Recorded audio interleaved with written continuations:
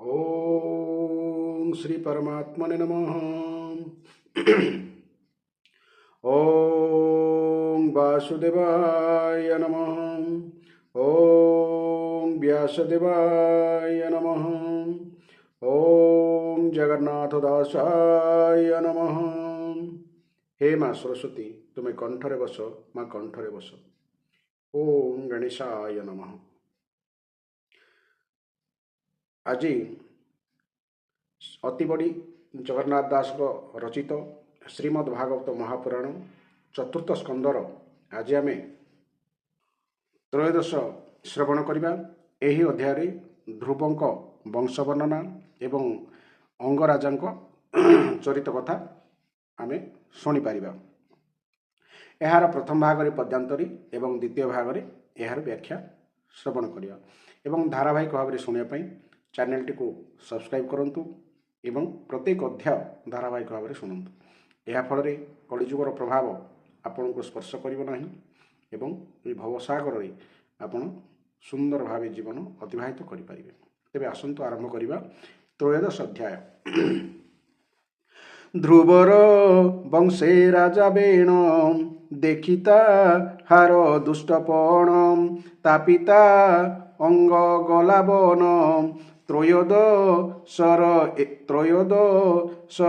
ଏବନନ ସୁତବାଚ ମୈତ୍ରେୟ ବାଣୀ ଶୁଣି କନେ ଆନନ୍ଦ ବିଦୁରର ମନେ ଧ୍ରୁବ ଯେ ଜନନୀ ସହିତେ ନିଶ୍ଚଳେ କଳ୍ପ ପରିଜନ୍ତେ ବସିଲା ଯାଇ ଧ୍ରୁବ ପଦେ ଜ୍ୟୋତିଷ୍କ ଗ୍ରହ ଚକ୍ର ମଧ୍ୟେ ମୈତ୍ରେୟ ତଉଁ ଏହା ଶୁଣି ବିଦୁର ପଚାରଇ ପୁଣି ବିଦୁର ବାଚ ଭମୁନି ପ୍ରଚେତ ସମାନେ କେବାସେ କେବଣ ଭୁବନେ କେବଣ ବଂଶେ କିବା ଜାତି କାହାର ପୁତ୍ର ସେ ବୋଲାନ୍ତି ପୂର୍ବେ ସେ ନାରଦ ବଚନେ ଯଜ୍ଞ ଆରମ୍ଭି କେଉଁ ବନେ ହରିଙ୍କି କ୍ରିୟା ଯୋଗେ ପାଇ ଭଭୂତ ରିଲେ ଦଶ ଭାଇ ସେ ଧର୍ମଶୀଳ ପ୍ରଚେତସ ଯଜ୍ଞେ ବିଷ୍ଣୁଙ୍କୁ କରିତୋଷ ଯେ ଭାଗବତ କଥା ଋଷି ତାହାଙ୍କ ଆଗେ ଥିଲେ ଭାସି ସେ କଥା କହ ମୁନି ମୋତେ ସଂସାରୁ ତରିବି ଯେ ମନ୍ତେ ମୈତ୍ରେୟ ବାଚ ଧ୍ରୁବର ପୁତ୍ର ଗୁଣଧାମ ଜ୍ୟେଷ୍ଠ ଉତ୍କଳ ତାର ନାମ ତାହାକୁ ଅଧିରାଜ୍ୟ ସ୍ଥାପେ ଧ୍ରୁବ ଯେ ବନେ ଗଲା ତପେ ସେ ବସି ରାଜାର ଆସନେ ଉତ୍ତମ ରତ୍ନ ସିଂହାସନେ ପିତାର ଯାତ୍ରା ଶୁଣି କନେ ସୁଖ ନ ଲଭେ ଦୁଃଖ ମନେ ସେ ଯେ ସ୍ୱଭାବେ ଆତ୍ମଜ୍ଞାନୀ ସମଦ ରସି ବୁଦ୍ଧି ଘେନି ଦେଖଇ ସର୍ବଭୂତେ ହରି ସ୍ଥିର ଜଙ୍ଗମେ ଅଛି ପୁରୀ ସ୍ଥିର ମାନେ ସ୍ଥାବର ସକଳ ଦେଖେ ହରିଠାରେ ନିର୍ମଳ ଜ୍ଞାନ ଚକ୍ଷୁ ଦ୍ୱାରେ ଏକାନ୍ତ ଆତ୍ମବୋଧର ସେ ଗୁଣ ପ୍ରବାହେ ସେ ନମିଶେ ଜଡ଼ାନ୍ଧ ବଧିରଙ୍କ ପ୍ରାୟେ ଭସ୍ମଭୂଷିତ ଶୁଦ୍ଧ ଦେହେ ବୁଲଇ ନାନା ମାର୍ଗେ ଲୁଚି କେହି ନ ପାରେ ତାକୁ ଲଖି ଜଡ଼ ଉନ୍ମତ ତାକୁ ଜାଣି ବନ୍ଧୁ ବାନ୍ଧବ ମନେ ଗୁଣି ମନ୍ତ୍ରୀୟ ମାତ୍ୟ ଗଣେ ମିଳି ରାଜ୍ୟର କ୍ଷଣ ନିତ୍ୟ ଭାଳି ବଛର ତା ଅନୁଜ ନାମ ସୁନ୍ଦର ସର୍ବଗୁଣ ଧାମ ତାହାକୁ ସକଳେ ବିଚାରି ସ୍ୱରାଜ୍ୟେ ଅଭିଷେକ କରି ସ୍ଥାପିଲେ ଦ୍ରୌପଦୀ ଆସନେ ହେମନ୍ତ ଗଲା କେତେ ଦିନେ ସ୍ୱର୍ବିଥି ନାମେ ପତ୍ନୀ ତାର ଯୋଷିତ ଗଣେ ସେ ଗମ୍ଭୀର। ଯୋଷିତ ଗଣେ ଅର୍ଥାତ୍ ନାରୀଙ୍କ ମଧ୍ୟରେ। ତାର ଦରୁ ସୁତ ଜାତ ହୋଇଲେ ଗୁଣେ ଅପ୍ରମିତ। ପୁଷ୍ପାର୍ଣ୍ଣ ତୀକ୍ଷ୍ଣ କେତୁ ନାମ ଈର୍ଷୌ ଅର୍ଜଜେ ଅନୁପମ। ବସୁଜ ୟଜେ ଷଟସୁତେ ଗୁଣେ ପ୍ରଖ୍ୟାତ ଏ ଜଗତେ। প্রভাদো সাজে বেনি নারী পুষ্পার্ণ তুলে বিভা করি। সে প্রভা গর্ভে তিনি সুত হইলে জগতে বিখ্যাত। প্রাতঃ ধ্যান সায়ংকাল স্বভাবে তেজ অনর্গল। প্রদোষ নিশীথ যে বিউষ্ট দোষার গর্ভে তিনি সৃষ্ট। বিষ্টর পত্নী পুষ্করিণী তা গর্ভে সর্বতেজা জনী। আকুতি কন্যা হেলা বিভা কিবা উপমা তারে দেবা। চাক্ষুষ মনু তার বীর্যে জন্মিলা আকুতির গর্ভে। নড্বালা চাক্ষুষর নারী রূপে কমলা নহে সরি। তার দরে 12 সুতে জন্মিলে বিষ্ণু তেজজুতে। নামে সে পুরু কুচ্ছত্রিত দ্বিম্নস ত্যজে ঋতব্রত। অতিরাত্র যে অগ্নিষ্টোম শিবিজে উল্লক প্রদ্যুম্ন। উল্লক তহু ষটসুত হইলে মনু বংশে খ্যাত। অঙ্গসু মনা খ্যাতি তিনি ক্রতুও গিরা গয়ঘেনি। সুনিথা যমর দুহিতা অঙ্গর অটে সে বনিতা। বেণতা হার গর্ভজাত শুণহে তাহার চরিত। সে পুনি মাতা মোহদোষে দুষ্ট ইলা মনুবংশে। দুশীল পণ দেখি তার পিতা চলিলা ছাড়িপুর। দেখিতা হার দুষ্টপণ কোপেশা পিলে মুনিগণ। মুনিଙ୍କ বাক্য বাণে করি তাহার প্রাণ বেগে হরি। প্রজাও নাথ অরাজকে দুষ্টে পিড়িলে অতিরেকে। পুଣି ତାହାର ମୃତ ଗାତ୍ରେ ବିପ୍ରେମ ଥିଲେ ପୁତ୍ର ଅର୍ଥେ। ଦକ୍ଷିଣ କଲେ କୁଶ ନିବିଡ଼ି ଦକ୍ଷିଣ କରେ କୁଶ ବିଡ଼ି। ମନ୍ଥନ କଲେ ବେଦ ପଢ଼ି ତା ଦେହୁ ପୃଥୁ ନାମେ ହରି। ଜନ୍ମିଲେ ରାଜ ରୂପ ଧରି। ତା ଶୁଣି ସନ୍ତୋଷେ ବିଦୁର ମୁନି ଚରଣେ ଦେଇ କର।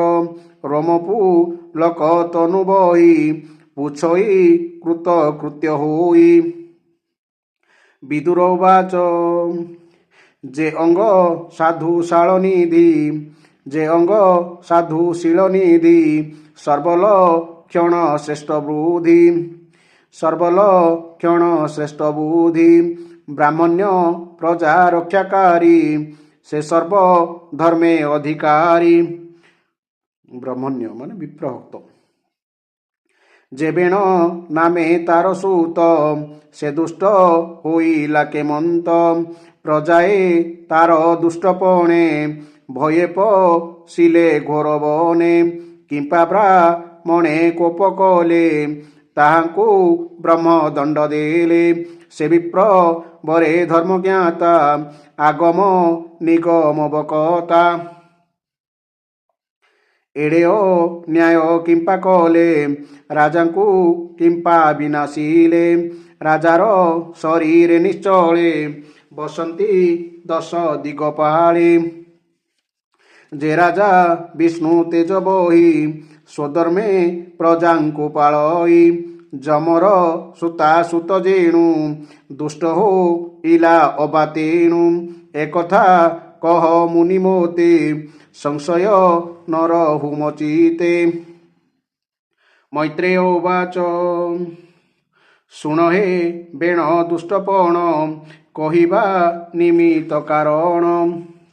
ଅଙ୍ଗଜେ ଅଶ୍ୱମେଧ କଲା ଉତ୍ତମ ଋଷିଙ୍କି ବରିଲା ସକଳେ ମିଳି ବେଦନାଦେ ଅନଳ ପୂଜିଲେ ସମିଧେ ଯଜ୍ଞକୁ ଉଣ୍ଡକୁ ବିପ୍ରେ ଚାହିଁ ଦେଖିଲେ ଦେବ ଗଣେ ନାହିଁ ଇନ୍ଦ୍ରାଦି 10 ଦିଗପାଳେ ସେ ଯଜ୍ଞେ କେହି ନ ମିଳିଲେ ଦେଖିବି ସ୍ମୟେ ମୁନିଜନ ନିକଟେ ରାଇ ଯଜମାନ ବୋଇଲେ ରାଜା ମୁଖ ଚାହିଁ ଏ ଯଜ୍ଞ କଲୁ କାହିଁ ପାଇଁ ଦେବେ ସେ ହବି ନ ଘେନିଲେ ଆମ୍ଭେ ପଚାରୁ ତେଣୁ ଭଲେ ଶୁଣରା ଜନ ସାବଧାନେ କିବା କଳ୍ପିତ ତୋର ମନେ ପବିତ୍ର ଦ୍ରବ୍ୟ ଶ୍ରଦ୍ଧା କରି ସକଳ ନିକମ ଉଚାରି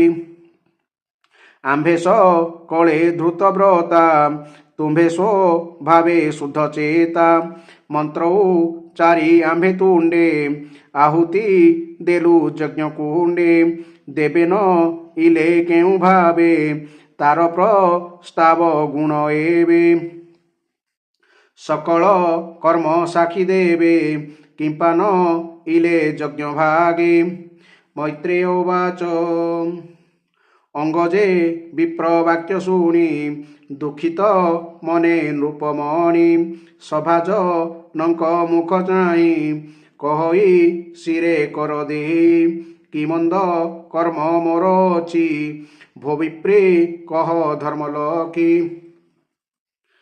ଦେବେ ନ ଇଲେ ଯଜ୍ଞ ଭାଗେ କାରଣ କହ ମୋର ଆଗେ ସଦସ୍ୟା ଉଚୁହୁ ଏମନ୍ତ ରାଜା ମୁଖ ଶୁଣି ସ୍ୱଧର୍ମ ବିପ୍ରେ ପରିମାଣି ବୋଇଲେ ରାଜା ମୁଖ ଚାହିଁ ଏ ଜନ୍ମେ ତୋର ଦୋଷ ନାହିଁ ପୂର୍ବ ଅର୍ଜିତ କର୍ମ ବଳେ ସନ୍ତତି ନାହିଁ ତୋର କୋହଳେ ଅପୁତ୍ର ଦୋଷେ ଦେବଗଣେ ନଇଲେ ଯଜ୍ଞ ନିମନ୍ତ୍ରଣେ ତୁ ଏବେ ପୁତ୍ର ଯଜ୍ଞ କର ଯଜ୍ଞ ପୁରୁଷ ଯଜ୍ଞବର ତେବେ ସକଳ ଦେବଗଣ ତୋ ଯଜ୍ଞେ ହୋଇବେ ବରଣ ସେ ବିଷ୍ଣୁ ହବିର୍ଭାଗ ପାଇ ତୋହର ଯଜ୍ଞେ ତୋଷ ହୋଇ ସେ ହରି ପୁତ୍ର ଦେବେ ତୋତେ ସଂସାରୁ ତରି ବୁଝେ ମନ୍ତେ ମୈତ୍ରେୟ ଆନନ୍ଦ ଚିତରେ କହନ୍ତି ଶୁଣ ହେ ବିଦୁରେ ଏମନ୍ତ ସଭା ବାକ୍ୟ ଶୁଣି ସେ ଅଙ୍ଗ ରାଜା ମନେ ଗୁଣି ଯଜ୍ଞେ ଯଜ୍ଞ ପୁରୁଷ ତୁଣ୍ଡେ ଆହୁତି ଦେଲେ ହୋମ କୁଣ୍ଡେ ତକ୍ଷଣେ ହୋମ କୁଣ୍ଡୁ ଜାତ ହୋଇଲା ପୁରୁଷ ଅଦ୍ଭୁତ ହୃଦେଲ ବଇ ହେମହାର କଟିରେ ନିର୍ମଳ ଅମ୍ବର ସୁବର୍ଣ୍ଣ ପାତ୍ର କରେ ଧରି ପୁରେୟ ମୃତମୟ କ୍ଷୀରି ବିପ୍ରବ ଚନେ କ୍ଷୀରି ପାତ୍ର করে ঘে নীলে নরনাথ আঘ্রাণ করি নাসা দ্বারে দেলা সে নিজ পত্নী করে সে পুংস বন କ୍ଷୀରି আনি গৃহে ভুঞ্জিলা তা ঘরণী তক্ষণে পুংস বন ভাবে পুত্রর হিলা তার গর্ভে সে গর্ভু কাଳ উপগতে কুমার জন্মিলা অদ্ভুতে দিনকু দিন সে বঢ়িলা মাতার অংশ ন ছাড়িলা অধর্ম অংশু মৃত্যু জাত সে মৃত্যু সুতা যেণু মাত মৃত্যু কহিলে যম তেণু ইলা অধার্মিক ক্ষত্রিয় ভাবে অতিরেক নিরতে ধনু শরধরে লুব্ধক প্রায়ে বনেচু লুব্ধক প্রায়ে বনে বহুলে নির্দোষ পশু গণমারে দয়াবি বেক ন বিচারে তুল্যব য়সী বাଳ মেଳେ ଖେଳ ଖେଳଇ କୁତୁହଳେ ତାଙ୍କୁ ଋଣ ପଣେ ଦୃଢ଼େ ଚରଣେ ଚାପି ମୁଣ୍ଡ ମୋଡ଼େ ଏମନ୍ତ ତାର ଦୁଷ୍ଟପଣେ ରାଜାର ଅଗ୍ରେ ପଜାଗଣେ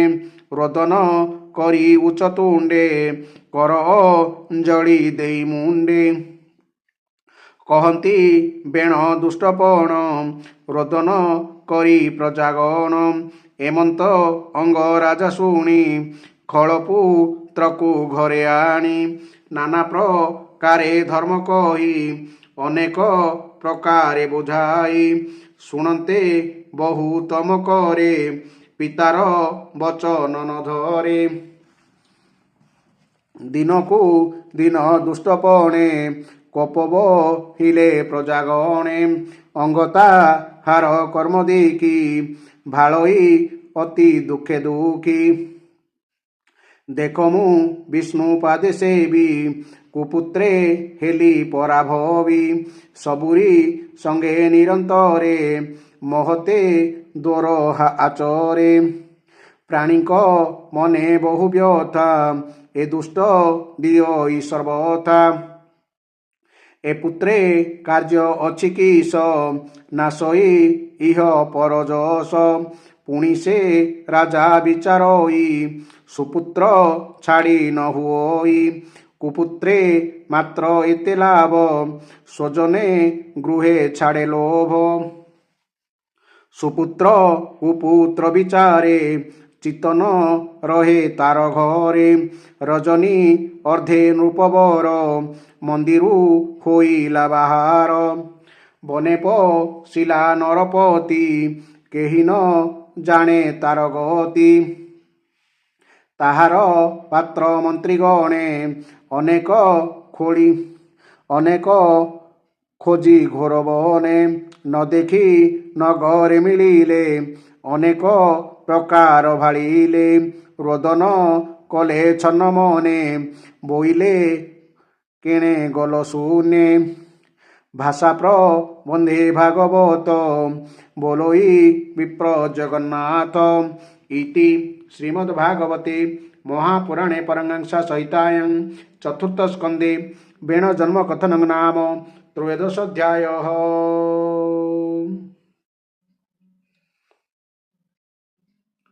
ବର୍ତ୍ତମାନ ଏହି ଅଧ୍ୟାୟରେ ଆମେ ବ୍ୟାଖ୍ୟା ଶୁଣିବା।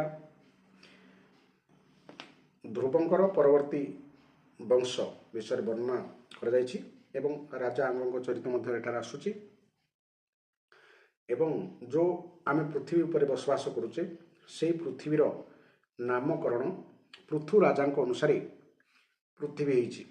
ତ ସେଇ ପୃଥୁ ବଂଶର ରାଜା ବା ଏ ପୃଥୁ ବଂଶ ବା ପୃଥୁ ରାଜା ଏଇ ଧ୍ରୁବ ବଂଶର ଅଟନ୍ତି। ସୁତମୁନି ବର୍ଣ୍ଣନା କରି ଚାଲିଲେ, କହିଲେ ହେ ସନୌକ ମୁନିବର ମୈତ୍ରେୟଙ୍କ ମୁଖରୁ ଧ୍ରୁବଙ୍କ ବିଷ୍ଣୁ ପଦରେ ଆରୂଢ଼ ହେବାର ବୃତ୍ତାନ୍ତ ଶୁଣି ବିଦୁରଙ୍କ ହୃଦୟରେ ବିଷ୍ଣୁ ଭକ୍ତି ଉଦ୍ରେକ ହେଲା ଏବଂ ସେ ପୁନଃ ମୈତ୍ରେୟଙ୍କୁ ପଚାରିବା ଆରମ୍ଭ କରିଦେଲେ। ବିଦୁର ପଚାରିଲେ, ହେ ଭଗବତ ପରାୟଣ ମୁନିବର, ସେ ଯେଉଁ ପ୍ରଚେତା ମାନେ ସେମାନେ କିଏ? ସେମାନେ କାହା ପୁଅ? ସେମାନେ କାହା ବଂଶରେ ପ୍ରସିଦ୍ଧ ଥିଲେ ଏବଂ କେଉଁଠି ଯଜ୍ଞ କରିଥିଲେ? ମୋ ବିଚାରରେ ଭଗବାନଙ୍କୁ ପ୍ରତ୍ୟକ୍ଷ ଦର୍ଶନ କରିଥିବା ନାରଦ ନିଶ୍ଚିତ ରୂପେ ଜଣେ ପରମ ଭାଗବତ ହୋଇଥିବେ। ସେ 5 ରାତ୍ର ରଚନା କରି ଶ୍ରୀହରିଙ୍କର ପୂଜା ପଦ୍ଧତି ରୂପ କ୍ରିୟାଯୋଗ ଉପଦେଶ କରିଛନ୍ତି। ପ୍ରଚେତାଗଣ ସ୍ୱଧର୍ମ ଆଚରଣ ପୂର୍ବକ ଭଗବାନ ଯଜ୍ଞେଶ୍ୱରଙ୍କୁ ଆରାଧନା କରୁଥିବା ବେଳେ ସେମାନଙ୍କ ଆଗରେ ଭକ୍ତପ୍ରବଣ ନାରଦ ଧ୍ରୁବଙ୍କର ଗୁଣଗାନ କରିଥିଲେ। ବ୍ରହ୍ମନ୍ ସେଠାରେ ସେ ଭଗବାନଙ୍କର ଯେଉଁ ସବୁ ଲୀଳା କଥା ବର୍ଣ୍ଣନା କରିଥିଲେ ସେହି ସବୁ ଲୀଳା ମୋତେ ପୂର୍ଣ୍ଣ ରୂପେ ଶୁଣାନ୍ତୁ। ସେ ସବୁ ଶୁଣିବାକୁ ମୋର ବିଶେଷ ଇଚ୍ଛା ହେଉଛି। ମୁନିବର ମୈତ୍ରେୟ କହିଲେ, ହେ ବିଦୁର, ମହାରାଜ ଧ୍ରୁବ ବନବାସରେ ଚାଲିଯିବା ପରେ ତାହାଙ୍କ ପୁତ୍ର ଉତ୍କଳ ପିତାଙ୍କର ସାର୍ବଭୌମ ବୈଭବ ଓ ରାଜସିଂହାସନ ଅଙ୍ଗୀକାର କଲେ ନାହିଁ। ସେ ଜନ୍ମରୁ ହିଁ ଶାନ୍ତଚିତ୍ତ ଓ ଆସକ୍ତି ଶୂନ୍ୟ ଓ ସମଦର୍ଶୀ ଥିଲେ ତଥା ସମସ୍ତଙ୍କୁ ନିଜ ଆତ୍ମାରେ ଓ ନିଜ ଆତ୍ମାଙ୍କୁ ସମସ୍ତଙ୍କ ଭିତରେ ଦର୍ଶନ କରୁଥିଲେ। ତାହାଙ୍କ ଅନ୍ତଃକରଣର ବାସନା ରୂପୀ ମଳ ଅଖଣ୍ଡ ଯୋଗ ଅଗ୍ନିରେ ଭସ୍ମ ହୋଇଯାଇଥିଲା। ତେଣୁ ସେ ନିଜ ଆତ୍ମାକୁ ବିଶୁଦ୍ଧ ସଚ୍ଚିଦାନନ୍ଦ ସ୍ୱରୂପ ଓ ସର୍ବବ୍ୟାପକ ରୂପରେ ଦେଖୁଥିଲେ। ସକଳ ପ୍ରକାର ବିଭେଦରୁ ରହିତ ପ୍ରଶାନ୍ତ ବ୍ରହ୍ମାଙ୍କୁ ହିଁ ସେ ନିଜର ସ୍ୱରୂପ ବୋଲି ବୁଝିଥିଲେ ଏବଂ କୌଣସି ବସ୍ତୁକୁ ନିଜ ଆତ୍ମାଠାରୁ ଭିନ୍ନ ଗଣୁ ନଥିଲେ। ସେ ଉପରକୁ ଜଣେ ଅନ୍ଧ, କାଲ, ପାଗଳ ଅଥବା ମୂକ ପରି ଦେଖାଯାଉଥିଲେ ମଧ୍ୟ ବାସ୍ତବରେ ସେପରି ସେ ନଥିଲେ। ସଡ଼କ ଇତ୍ୟାଦି ସାଧାରଣ ସ୍ଥାନରେ ସେ ଅଜ୍ଞାନମାନଙ୍କୁ ଶିଖାହୀନ ଅଗ୍ନି ପରି ଦେଖାଯାଉଥିଲେ। ତେଣୁ କୂଳର ବୟସ୍କ ଲୋକେ ତଥା ମନ୍ତ୍ରୀମାନେ ତାକୁ ଜଣେ ମୂର୍ଖ ଓ ପାଗଳ ବୋଲି ଭାବି ତାଙ୍କ ସାନ ଭାଇ ଭୂମିପୁତ୍ର ବତ୍ସରଙ୍କୁ ରାଜା କରିଦେଲେ। ଅର୍ଥାତ୍ ଧ୍ରୁବଙ୍କ ପରେ ତାଙ୍କର ଦ୍ୱିତୀୟ ପୁତ୍ର ବତ୍ସର ସେହି ରାଜ୍ୟର ରାଜା ହୋଇଥିଲେ। ବତ୍ସରଙ୍କର ପ୍ରିୟା ଭାର୍ଯ୍ୟା ସ୍ୱର୍ବିଥୀଙ୍କ ଗର୍ଭରୁ ପୁଷ୍ପାର୍ଣ୍ଣ, ତୀକ୍ଷ୍ଣକେତୁ, ଈଶ, ଉର୍ଜ, ବସୁ ଓ ଜୟ ନାମକ 6ଟି ପୁତ୍ର ଜନ୍ମ ହେଲେ। ପୁଷ୍ପାର୍ଣ୍ଣଙ୍କ ପ୍ରଭା ଓ ଦୋଷୀ ନାମରେ 2ଟି ଭାର୍ଯ୍ୟା ଥିଲେ। ସେମାନଙ୍କ ମଧ୍ୟରୁ ପ୍ରଭାଙ୍କର ପ୍ରାତଃ, ମଧ୍ୟନ୍ଦିନ ଓ ସାୟଂ ଏପରି 3ଟି ପୁତ୍ର ହେଲେ। ଦୋଷାଙ୍କର ପ୍ରଦୋଷ, ନିଶୀଥ ଓ ବିଉଷ୍ଟ ଏପରି 3ଟି ପୁତ୍ର ହେଲେ। ବିଉଷ୍ଟ ଆପଣା ଭାର୍ଯ୍ୟା ପୁଷ୍କରିଣୀଙ୍କ ଠାରୁ ସର୍ବତେଜା ନାମକ ପୁତ୍ରଟିଏ ଉତ୍ପନ୍ନ କଲେ। ସର୍ବତେଜାଙ୍କ ପତ୍ନୀ ଆକୁତିଙ୍କ ଠାରୁ ଚକ୍ଷୁ ନାମକ ପୁତ୍ର ଜନ୍ମ ହେଲା। ଚାକ୍ଷୁଷ ମନନ୍ତରରେ ସେ ମନୁ ହେଲେ। ଆମର 14ଟି ମନନ୍ତର ଅଛି, ତାହିଁରେ ଗୋଟେ ଚାକ୍ଷୁଷ ମନନ୍ତର। ଚକ୍ଷୁ ମନୁଙ୍କ ସ୍ତ୍ରୀ ନଡ୍ଡୋଳାଙ୍କ ଠାରୁ ପୁରୁ, କୁଚ୍ଛ, ତ୍ରିତ, ଦ୍ୟୁମ୍ନ, ସତ୍ୟବାନ, ଋତ, ବ୍ରତ, ଅଗ୍ନିଷ୍ଟୋମ, ଅତିରାତ୍ର, ପ୍ରଦ୍ୟୁମ୍ନ ଓ ଶିବି ଓ ଉଲ୍ମୁକ ଏପରି 12ଟି ସତ୍ୱଗୁଣ ପୁତ୍ର ଉତ୍ପନ୍ନ ହେଲେ। ସେମାନଙ୍କ ମଧ୍ୟରୁ ଉଲ୍ମୁକଙ୍କ ପତ୍ନୀ ପୁଷ୍କରିଣୀଙ୍କ ଠାରୁ ଅଙ୍ଗ, ସୁମନା, ଖ୍ୟାତି, କ୍ରତୁ, ଅଙ୍ଗିରା ଓ ଗୟ ନାମକ 6 ଜଣ ଉତ୍ତମ ପୁତ୍ର ଜନ୍ମ ହେଲେ। ଅଙ୍ଗଙ୍କ ପତ୍ନୀ ସୁନୀତା କ୍ରୂରକର୍ମା ବେଣକୁ ଜନ୍ମ ଦେଲେ। ବେଣଙ୍କ ଦୁଷ୍ଟତାରେ ଉଦ୍ବିଗ୍ନ ହୋଇ ରାଜର୍ଷି ଅଙ୍ଗ ନଗର ଛାଡ଼ି ଚାଲିଗଲେ। ପ୍ରିୟ ବିଦୁର, ମୁନିମାନଙ୍କର ବାକ୍ୟ ବଜ୍ର ସମାନ ଅମୋଘ ହୋଇଥାଏ। ସେମାନେ କ୍ରୋଧ ହୋଇ ବେଣଙ୍କୁ ଶାପ ଦେଇଦେଲେ ଏବଂ ବେଣ ମରିଗଲେ। ତାଙ୍କ ମୃତ୍ୟୁ ପରେ କେହି ରାଜା ନଥିବାରୁ ଚୋର ଡକାୟତଙ୍କ ଦୌରାତ୍ମ୍ୟରେ ପ୍ରଜାମାନେ ବହୁ ଦୁଃଖ ପାଇଲେ। ତାହା ଦେଖି ମୁନିମାନେ ବେଣଙ୍କର ଡାହାଣ ଭୁଜଟି ମନ୍ଥନ କଲେ ଏବଂ ସେହି ମନ୍ଥନରୁ ଭଗବାନ ବିଷ୍ଣୁଙ୍କର ଅଂଶ ଅବତାର ଆଦି ସମ୍ରାଟ ମହାରାଜା ପୃଥୁ ଆବିର୍ଭୂତ ହେଲେ। ବିଦୁର ପଚାରିଲେ, ବ୍ରହ୍ମନ୍, ମହାରାଜ ଅଙ୍ଗତ ବଡ଼ ସୁଶୀଳ, ସାଧୁ ଓ ସ୍ୱଭାବ ବିଶିଷ୍ଟ ବ୍ରାହ୍ମଣ ଭକ୍ତ ଓ ମହାତ୍ମା ଥିଲେ। ତାଙ୍କର ବେଣଙ୍କ ପରି ଦୁଷ୍ଟପୁତ୍ର କିପରି ଜନ୍ମ ହେଲେ, ତାହାଙ୍କ ପାଇଁ ସେ ଦୁଃଖୀ ହୋଇ ନଗର ଛାଡ଼ିବାକୁ ବାଧ୍ୟ ହେଲେ। ରାଜା ଦଣ୍ଡଧାରୀ ବେଣଙ୍କର ମଧ୍ୟ ଏପରି କି ଅପରାଧ ହୋଇଥିଲା ଯେ ଧର୍ମଜ୍ଞ ମୁନୀଶ୍ୱରମାନେ ତାଙ୍କ ପ୍ରତି ଶାପ ରୂପ ବ୍ରହ୍ମଦଣ୍ଡ ପ୍ରୟୋଗ କଲେ। ପ୍ରଜାଙ୍କର କର୍ତ୍ତବ୍ୟ ହେଉଛି, ଯଦି ପ୍ରଜାପାଳକ ରାଜାଙ୍କ ଦ୍ୱାରା କୌଣସି ପାପ ହୋଇଥାଏ ତେବେ ମଧ୍ୟ ସେମାନେ ରାଜାଙ୍କୁ ନିନ୍ଦା କରିବେ ନାହିଁ, କାରଣ ରାଜା ନିଜ ପ୍ରଭାବ ବଳରେ ଅଷ୍ଟଲୋକପାଳଙ୍କ ତେଜ ଧାରଣ କରିଥାନ୍ତି। ବ୍ରହ୍ମନ୍, ମୁଁ ହେଉଛି ଆପଣଙ୍କ ଶ୍ରଦ୍ଧାଳୁ ଭକ୍ତ ଏବଂ ଆପଣ ହେଉଛନ୍ତି ଭୂତ ଭବିଷ୍ୟତର କଥା ଜାଣିପାରୁଥିବା ଲୋକଙ୍କ ମଧ୍ୟରେ ସର୍ବଶ୍ରେଷ୍ଠ। ତେଣୁ ସେ ମୋତେ ସୁନୀତାଙ୍କ ପୁତ୍ର ବେଣଙ୍କର ସକଳ କାର୍ଯ୍ୟକଳାପ ବିଷୟରେ ଶୁଣାନ୍ତୁ। ମୁନିବର ମୈତ୍ରେୟ କହିଲେ, ହେ ବିଦୁର, ଥରେ ରାଜର୍ଷି ଅଙ୍ଗ ଅଶ୍ୱମେଧ ମହାଯଜ୍ଞ କଲେ।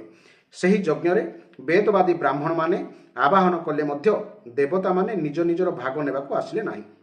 ତେଣୁ ଋତିଜମାନେ ବିସ୍ମିତ ହୋଇ ଯଜମାନ ଅଙ୍ଗକୁ କହିଲେ, ରାଜନ୍, ଏହି ଆହୁତି ରୂପରେ ଆମେ ଆପଣଙ୍କର ଯେଉଁ ଘୃତ ଆଦି ପଦାର୍ଥ ହବନ କରୁଛୁ, ଏସବୁ ପଦାର୍ଥ ଦେବତାମାନେ ସ୍ୱୀକାର କରୁନାହାନ୍ତି।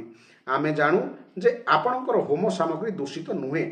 ଆପଣ ଶ୍ରଦ୍ଧାର ସହିତ ଏସବୁ ସଂଗ୍ରହ କରିଛନ୍ତି। ପୁଣି ବେଦମନ୍ତ୍ର ମଧ୍ୟ କୌଣସି ପ୍ରକାରେ ବଳହୀନ ନୁହେଁ, କାରଣ ଏସବୁ ମନ୍ତ୍ର ପ୍ରୟୋଗ କରୁଥିବା ବ୍ରାହ୍ମଣମାନେ ଯାଜକୋଚିତ ସକଳ ନିୟମ ପୂର୍ଣ୍ଣ ରୂପେ ପାଳନ କରନ୍ତି। ଏଠାରେ କୌଣସି ଗୋଟିଏ ବି କର୍ମରେ ଦେବତାମାନଙ୍କ ପ୍ରତି ସାମାନ୍ୟ ମାତ୍ରରେ ବି ଅପରାଧ କରାଯାଏନି। ତଥାପି କର୍ମାଧ୍ୟକ୍ଷ ଦେବତାମାନେ କାହିଁକି ସେମାନଙ୍କର ଭାଗ ଗ୍ରହଣ କରୁନାହାନ୍ତି? ମୈତ୍ରେୟ କହିଲେ, ଋତିଜମାନଙ୍କର କଥା ଶୁଣି ଯଜମାନ ଅଙ୍ଗ ମନେ ମନେ ବହୁତ ଦୁଃଖୀ ହେଲେ। ସେ ଯାଜକମାନଙ୍କର ଅନୁମତି ନେଇ ମୌନ ଭାଙ୍ଗି ସଦସ୍ୟମାନଙ୍କୁ ବା ଯଜ୍ଞର ତତ୍ତ୍ୱ ଅବଧାରଙ୍କୁ ପଚାରିଲେ, ହେ ସଦସ୍ୟଗଣ, ଆବାହନ କରିବା ସତ୍ତ୍ୱେ ଦେବତାମାନେ ଯଜ୍ଞକୁ ଆସୁନାହାନ୍ତି କି ସୋମପାତ୍ର ଗ୍ରହଣ କରୁନାହାନ୍ତି। ମୁଁ ଏଥିରେ କି ଅପରାଧ କରିଛି ଆପଣମାନେ କହନ୍ତୁ। ସଦସ୍ୟମାନେ କହିଲେ, ରାଜନ, ଇହ ଜନ୍ମରେ ତ ଆପଣଙ୍କ ଦ୍ୱାରା ସାମାନ୍ୟ ମାତ୍ର ବି ଅପରାଧ ହୋଇନି, କିନ୍ତୁ ପୂର୍ବଜନ୍ମର ଗୋଟିଏ ଅପରାଧ ନିଶ୍ଚୟ ରହିଛି। ସେଥିପାଇଁ ଆପଣ ଏପରି ସର୍ବଗୁଣ ସମ୍ପନ୍ନ ହୋଇ ମଧ୍ୟ ପୁତ୍ରହୀନ। ଆପଣଙ୍କର ମଙ୍ଗଳ ହେଉ। ପ୍ରଥମେ ଆପଣ ସୁପୁତ୍ର ଲାଭ କରିବାକୁ ଉପାୟ କରନ୍ତୁ। ଯଦି ଆପଣ ପୁତ୍ର କାମନା ରଖି ଯଜ୍ଞ କରିବେ, ତେବେ ଭଗବାନ ଯଜ୍ଞେଶ୍ୱର ଆପଣଙ୍କୁ ନିଶ୍ଚୟ ପୁତ୍ର ଦେବେ। ଯଦି ସନ୍ତାନ ପ୍ରାପ୍ତି ନିମନ୍ତେ ସାକ୍ଷାତ ଯଜ୍ଞ ପୁରୁଷ ଶ୍ରୀହରିଙ୍କୁ ଆବାହନ କରାଯିବ, ତେବେ ଦେବତାମାନେ ସ୍ୱୟଂ ଆସି ନିଜ ନିଜର ଯଜ୍ଞ ଭାଗ ଗ୍ରହଣ କରିବେ। ଭକ୍ତ ଯେଉଁ ସବୁ ବସ୍ତୁ ଇଚ୍ଛା କରେ, ଶ୍ରୀହରି ତାକୁ ତାହା ପ୍ରଦାନ କରନ୍ତି। ପ୍ରଭୁଙ୍କୁ ଯେଉଁପରି ଆରାଧନା କରାଯାଏ, ଉପାସକଙ୍କୁ ମଧ୍ୟ ସେହିପରି ଫଳ ମିଳେ। ମୁନିବର ମୈତ୍ରେୟ କହିଲେ, ଏପରି ଭାବରେ ରାଜା ଅଙ୍ଗଙ୍କୁ ପୁତ୍ର ପ୍ରାପ୍ତି କରାଇବାକୁ ନିର୍ଣ୍ଣୟ କରି ଋତିଜମାନେ ଶିପବିଷ୍ଟ ନାମଧାରୀ ଶ୍ରୀ ବିଷ୍ଣୁ ଭଗବାନଙ୍କୁ ପୂଜା କରି ପୁରଡ଼ାସ ବା ଚାଉଳ ଚୁନାର ପିଠା ନାମକ ଚରୁ ସମର୍ପଣ କଲେ। ଅଗ୍ନିରେ ଆହୁତି ଦେବା ମାତ୍ରେ ଅଗ୍ନିକୁଣ୍ଡରୁ ସ୍ୱର୍ଣ୍ଣହାର ଓ ଶୁଭ୍ର ବସ୍ତ୍ର ପିନ୍ଧିଥିବା ଜଣେ ପୁରୁଷ ପ୍ରକଟ ହେଲେ। ସେ ହାତରେ ସିଦ୍ଧ କ୍ଷୀରିପୂର୍ଣ୍ଣ ଗୋଟିଏ ସୁବର୍ଣ୍ଣ ପାତ୍ର ଧରିଥାନ୍ତି। ଉଦାର ବୁଦ୍ଧି ରାଜା ଅଙ୍ଗ ଯାଜକମାନଙ୍କର ଅନୁମତି ନେଇ ଆପଣା ଅଞ୍ଜଳିରେ ସେହି କ୍ଷୀରି ଗ୍ରହଣ କଲେ ଏବଂ ତାହାକୁ ନିଜେ ଆଘ୍ରାଣ କରି ପ୍ରସନ୍ନ ଚିତ୍ତରେ ନିଜ ପତ୍ନୀଙ୍କୁ ପ୍ରଦାନ କଲେ। ପୁତ୍ରହୀନା ରାଣୀ ସେହି ପୁତ୍ର ପ୍ରଦାୟିନୀ କ୍ଷୀରି ଖାଇ ପତିଙ୍କ ସହବାସ କରିବାରୁ ଗର୍ଭ ଧାରଣ କଲେ। ତାହାଙ୍କ ଗର୍ଭରୁ ଯଥା ସମୟରେ ଗୋଟିଏ ପୁତ୍ର ଜନ୍ମ ହେଲା। ସେହି ବାଳକ ବାଲ୍ୟାବସ୍ଥାରୁ ହିଁ ଅଧର୍ମଙ୍କ ବଂଶରେ ଉତ୍ପନ୍ନ ହୋଇଥିବା ତାହାର ଅଜା ମୃତ୍ୟୁଙ୍କର ଅନୁଗାମୀ ହୋଇଗଲା।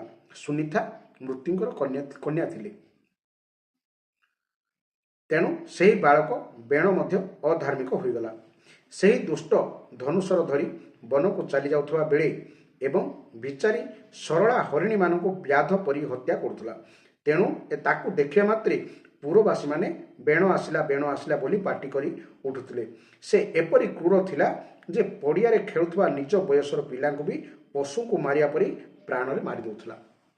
ବେଣର ଏପରି ଦୁଷ୍ଟ ପ୍ରକୃତି ଦେଖି ମହାରାଜ ଅଙ୍ଗ ତାକୁ ସୁଧାରିବାକୁ ନାନା ପ୍ରକାର ଚେଷ୍ଟା କଲେ, କିନ୍ତୁ ସେ ତାକୁ ଭଲ ବାଟକୁ ଆଣିପାରିଲେ ନାହିଁ। ତେଣୁ ତାହାଙ୍କ ମନରେ ଭୀଷଣ ଦୁଃଖ ହେଲା।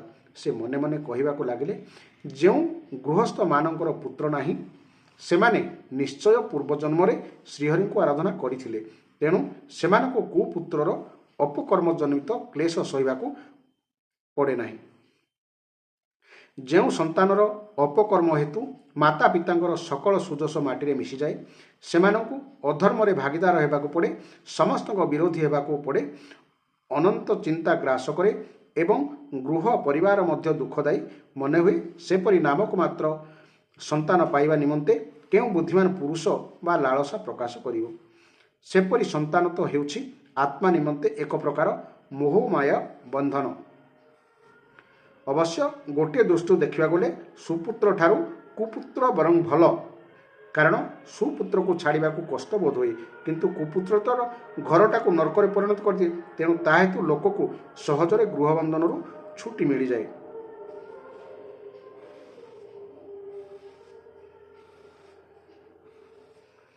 ଏପରି ବିଚାର କରି କରି ମହାରାଜ ଅଙ୍ଗଙ୍କୁ ରାତିରେ ନିଦ ହେଲାନି। ଗୃହସ୍ଥ ଜୀବନ ପ୍ରତି ବିରକ୍ତି ଆସିଗଲା। ସେ ଦିନେ ଅଧରାତି ବେଳକୁ ଶେଯରୁ ଉଠି ପଡ଼ିଲେ। ସେତେବେଳକୁ ବେଣର ମାତା ନିଘୋଡ଼ ନିଦରେ ଶୋଇଥାନ୍ତି। ରାଜା ସମସ୍ତଙ୍କର ମୋହ ଛାଡ଼ିଦେଲେ। ତେଣୁ ସେ ଅନ୍ୟ କେହି ନ ଜାଣିଲା ପରି ଚୁପଚାପ ଐଶ୍ୱର୍ଯ୍ୟପୂର୍ଣ୍ଣ ରାଜନଗରରୁ ବାହାରି ବନକୁ ଚାଲିଗଲେ। ମହାରାଜ ବୈରାଗ୍ୟ ହୋଇ ଘର ଛାଡ଼ି ଚାଲି ଯାଇଥାନ୍ତି ବୋଲି ଜାଣି ସକଳ ପ୍ରଜା, ପୁରୋହିତ, ମନ୍ତ୍ରୀ ଓ ଶ୍ରୋତଗଣ ଅତ୍ୟନ୍ତ ଶୋକାକୁଳ ହୋଇ ଯୋଗର ଯଥାର୍ଥ ରହସ୍ୟ ଜାଣି ନଥିବା ପୁରୁଷ ଯେପରି ନିଜ ହୃଦୟରେ ଗୁପ୍ତରେ ନିବାସ କରୁଥିବା ଭଗବାନଙ୍କୁ ନାନା ସ୍ଥାନରେ ବାହାରେ ଖୋଜେ, ତାହାଙ୍କୁ ସେହିପରି ବିଭିନ୍ନ ସ୍ଥାନରେ ଖୋଜିବାକୁ ଲାଗିଲେ। ଶେଷରେ ରାଜାଙ୍କୁ ଖୋଜି ଖୋଜି ନ ପାଇବାରୁ ସେମାନେ ନିରାଶ ହୋଇ ନଗରକୁ ଫେରି ଆସିଲେ ଏବଂ ସେଠାରେ ଯେଉଁ ମୁନିଜନମାନେ ଏକତ୍ରିତ ହୋଇଥିଲେ, ସେମାନଙ୍କୁ ଯଥାବିଧି ପ୍ରଣାମ କରି ଆଖିରୁ ଲୁହ ଝରାଇ ମହାରାଜ न मिलवार वृत्तांत शुणाइले। यही थिला एही अध्यायर सुंदर व्याख्या। एठिरे आमे गोटे कथा शुणी जानिबा को पाइले जे बेले बेले सुपुत्र अपेक्षा कुपुत्र मध्य भल। कथारे अच्छी नाही मामू ठारू कणा मामू भल। जार मूल नथिबे मामू कणा हेले चलिबो। सेमती जार पुत्र नथिबे बा सुपुत्र नथिबे अंततः कुपुत्रटे थिले मध्य चलिबो। काहेकि ना ता जोगु मध्य ए संसार रु वैराग्य बंधन छाड़िबा को पड़े बा वैराग्य आसी जाए।